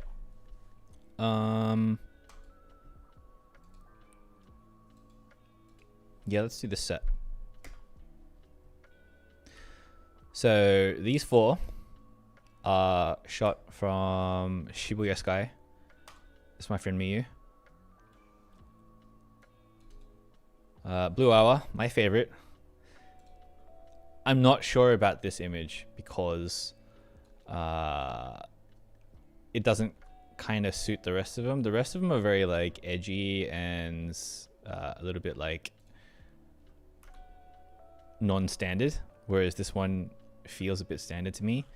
So I don't know if I'm going to include that in the set, but let's just go with that.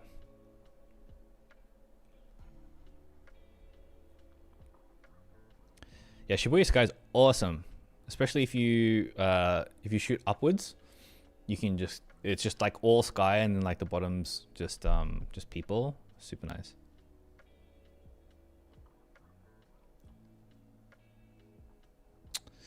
This one doesn't work too well either. It's the thing with portraits, sometimes it just doesn't, I mean presets, sometimes it just doesn't work. But because it's a series, we can start with a base grade and then transfer over and then take it from there. Just get some more detail back in that shadow, just up the clarity a smidge. Just do like the base things. Quick S-curve.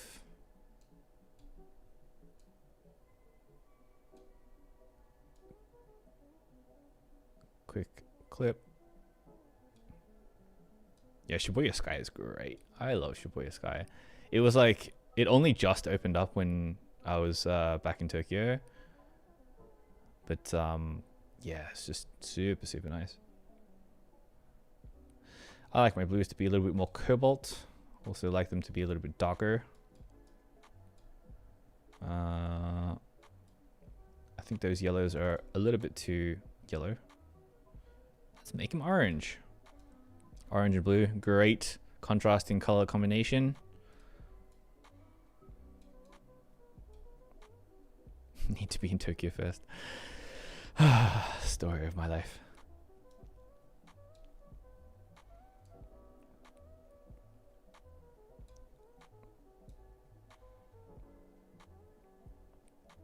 Blue Hour vibes, man. This is my favorite. It's my favorite. Love it. Little bit of split toning action. I'm going with like a warm versus a cold. Just opposites, because that's exactly what we have here in the scene. But I'm going to turn everything down. So y'all know I love shooting those silhouettes and dark shadow shots. It's just my vibe.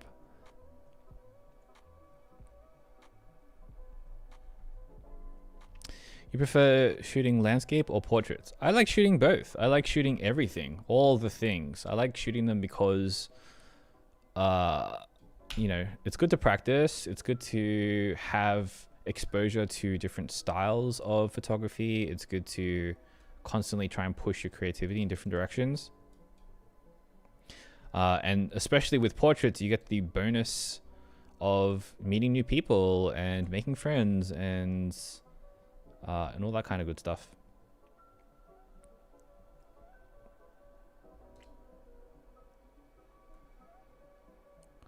So I'm just going to paste that one. Oh, that's bad. That's bad paste.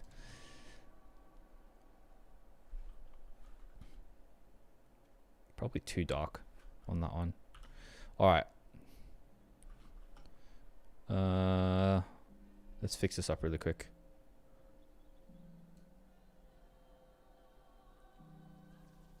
Yeah.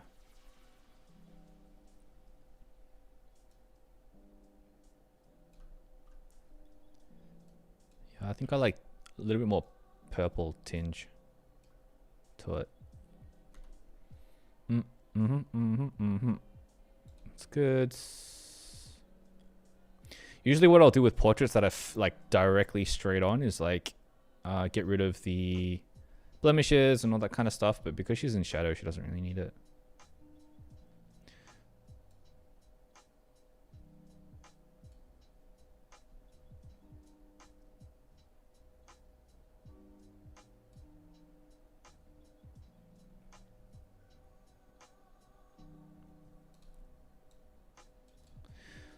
I was curious to how you did your color grading.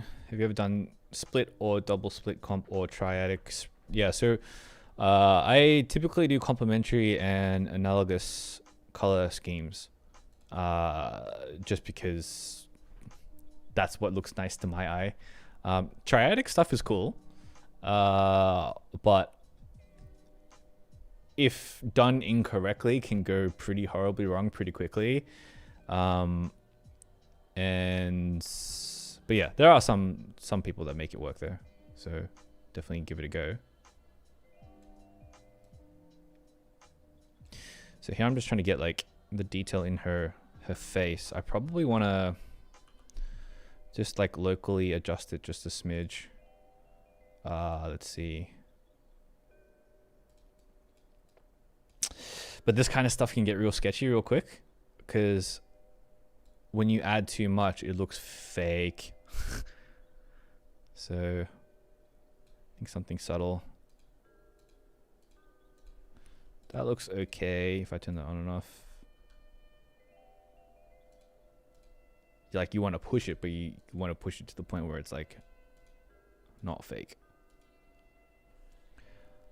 Yeah. I might even remove some of it from here, like where there are actual shadows.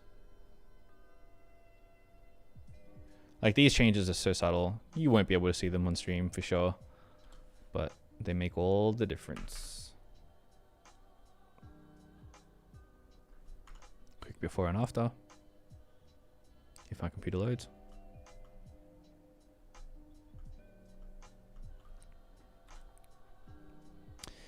Cool. So with this, I am gonna bring this up just a bit. Bring that back down. So saturated. So actually all of these are really saturated. I have to adjust all that later. But what I loved about it is, you know, all these flyaways are like so different.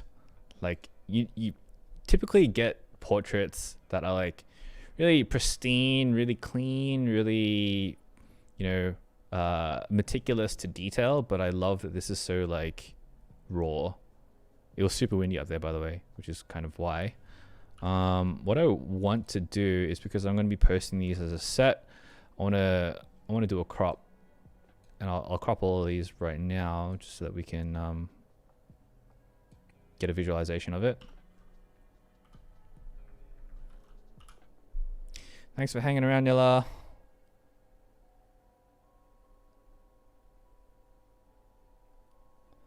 Yeah, I mean, so many talented people in the Discord. I love that everyone shares their work. It's so cool. So originally, her left eye would be right here. And I'm trying to align that with what I think the middle is. Just something like that.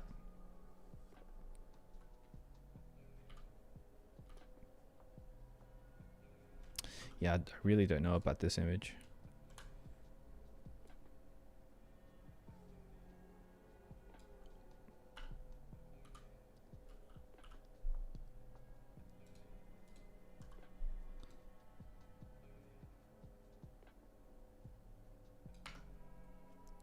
So in all four of these, I'm aligning the eyes into the middle.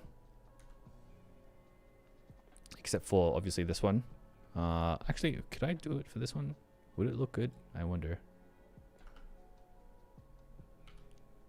Yeah, it's alright. And then what I want to do is color balance them all. Because they're all a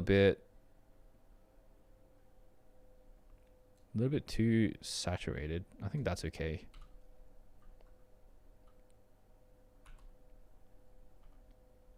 And then also depending on what screen you're looking at it from, it might be a little bit like green, the blue as in is what I'm talking about. But it might be a little bit purple. It might not be exactly the same blue that I'm looking at right now on my screen. So just keep that in mind. It's always different depending on the device that you're looking at it on.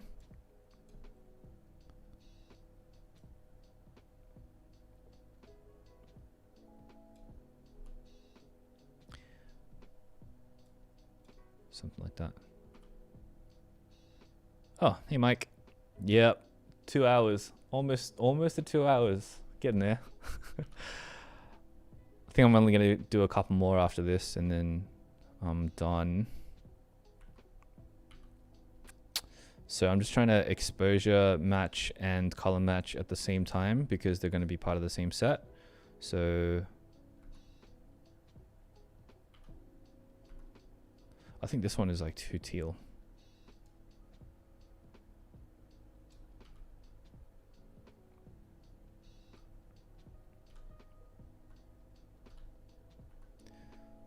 Yeah, just a bit too teal and then a little bit too bright. Yeah. Yeah.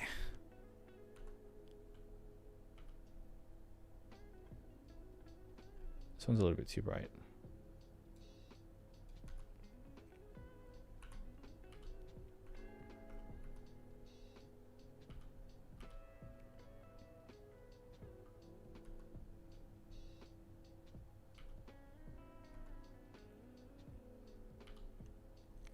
Back, forth, back, forth. I mean, this is all right.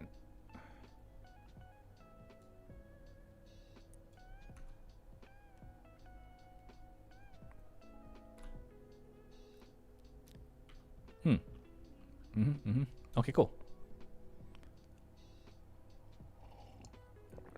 All right, that's it. So this one, before or after, just super like subtle, right? Actually, this is too much.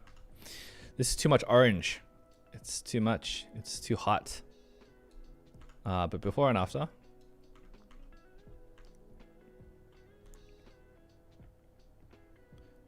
I might kill the orange on that one too.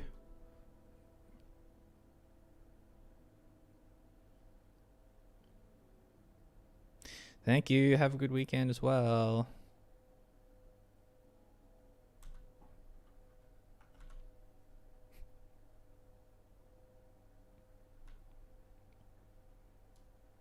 And then that just down a little bit as well. Okay, cool. And that's it. Very light. Yeah, I don't like to stray too far from realism. But yeah, I think I'll do one more and then we'll leave it at that for this session. So chat, I need your help again. What do y'all want to see? We've done 4 to 6 already. Just did 9 to 12. We've done 14. So like 1 to 3, 7, 8, 13, 15, 16, 17. What are y'all feeling?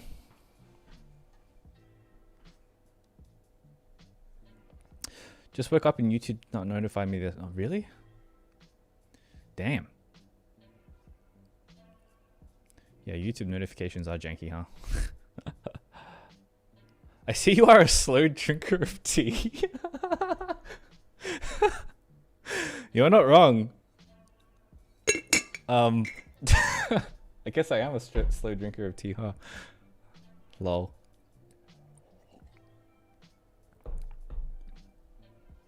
Oh, we've got a lot for 8. 7, 8, 3, 15, 8, 2, 8, 7, 8, 15, 2. Oh, 15 as well. Did I add a 15 or some derivative of it last time? I can't remember. Yeah, cold green tea is not great, huh? Lols. All right, let's do 8. Oops, that's not 8. This is 8.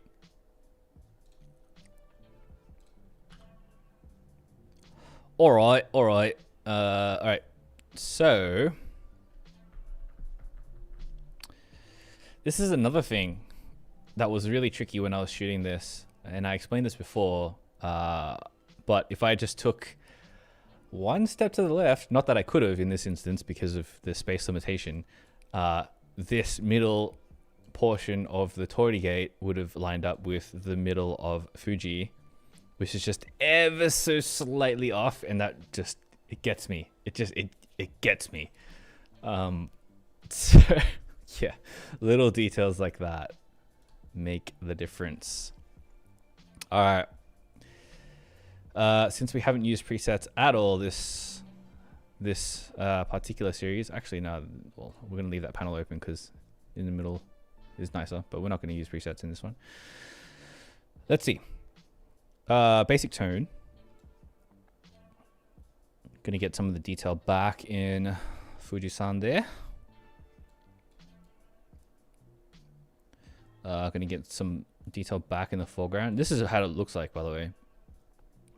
Which is really ugly, but we shot this when it was not actually a place. So me and Koki, we like ran. We saw this one shot that one person had done and like deliberately not given the location to, and so we literally like Google mapped, like detective found it after driving for a little bit, and now it's an actual spot that you can go to, and that's cool. So you can find that on Google Maps. So the floor is, yeah, developed now, but now it's, well, in this image it's not. So I'll probably keep it in shadow. All right, same thing again. We're clipping things. This is going on Pack K. So we got the standards, but we have a halo issue again. So you get that a lot when there's very high contrast, and you can see it right here. I don't know if it comes up on stream or not, but there's definitely a halo going on. So I'll manually add that back later.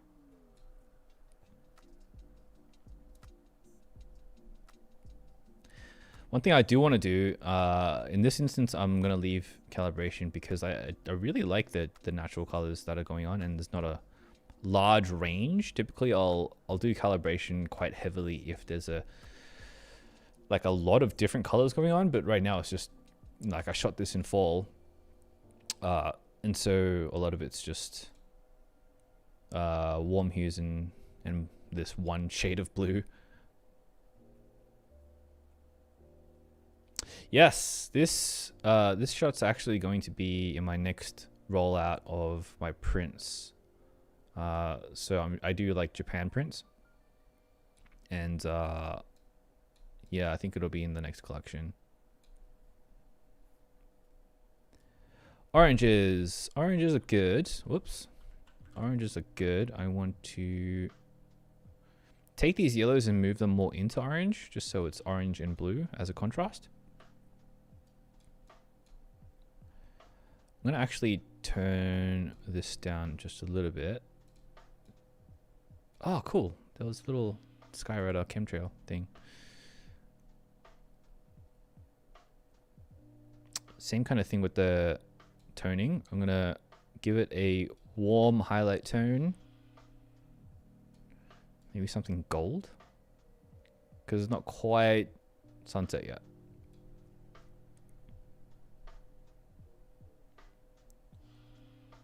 Copying a book and some of the prints when I get my place soon so the walls won't look lonely. Ah, that's nice. Yeah, you decorate your walls, man, with my prints.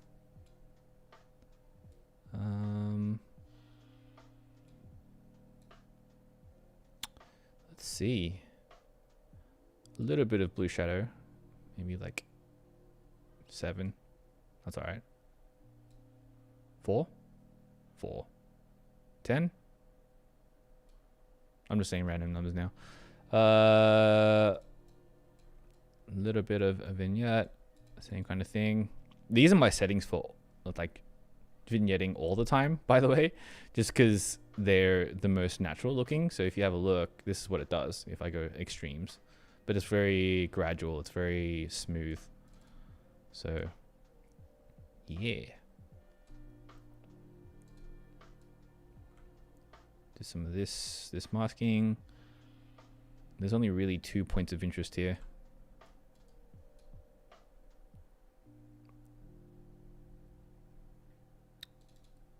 Still have a halo look. I think that's because we can boost this up just a smidge.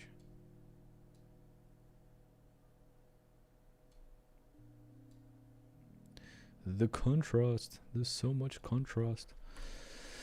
So what I want to do is I've upped the shadows on the Tori, and now we're going to lower the shadows that I've just raised on the parts that don't matter.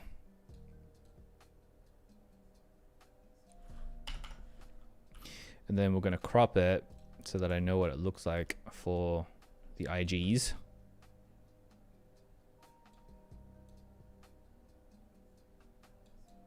It's probably going to be pretty standard. Some thirds action, just because there's nothing else really going on. I could do it like this. I think this is a bit awkward though.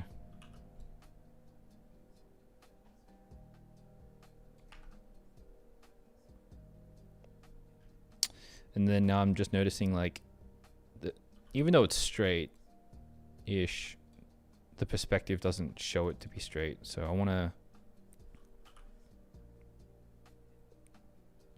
change the horizontal just by 3 points, maybe even 2. And that looks a lot more straight to me.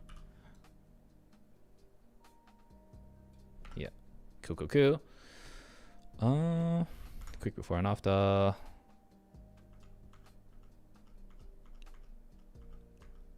Nice. I want to add a little bit more dreaminess to it, because you know me, that's what I do.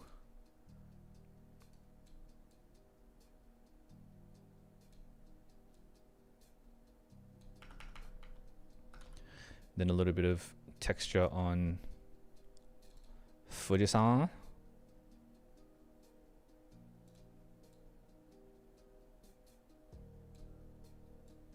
Something like that. And then very graduated filter on the left side, and we'll just turn down just a smidge. Forget editing, bro. Let's go eat. Bro, if you're watching the stream, this is gonna be my last one, right? Chill, chill, chill. Let's go. What is the time? What is the time? 11. Yeah, I'm hungry, man. I haven't eaten yet.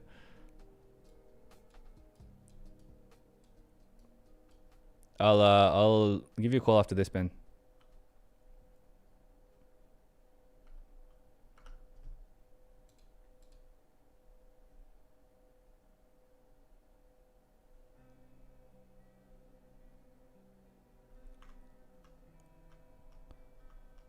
Yeah. All right. I think that's it. I think that's good. Before, after, before, after, before, after. Ready to post, probably. Lols. All right. I think that's it. Yeah. It's been a long stream. Man, streaming is hard. But fun. I think that's it, eh? You guys have any last questions? Can you show us how to do it? Yeah, I should do an editing and eating stream at the same time. Lols. Yeah, man. White all the things. All right, hope you guys enjoyed everything. Hope you guys learned some stuff as well. Quick shout outs, if you haven't joined our Discord already, come join. It's free. We talk about photography and have challenges, and it's just a really, really cool community and all that kind of stuff. So join us. There's a whole bunch of us doing a whole heap of really, really cool things. Oh, Tamo, thanks for the dono, man. Cheers. Appreciate it. Thank you so much, dude. Whoop. Knocked my camera. Thank you. What else? Join me on Patreon if you are looking for... I do a monthly analysis on my portfolio images, essentially, where I break down like the story of how I shot something, and what the actual lead up to it was, and what the decisions were for that image, and how I decided to approach the edit, how I actually edited it, like the full shebang. Join my Patreon if you're interested in that.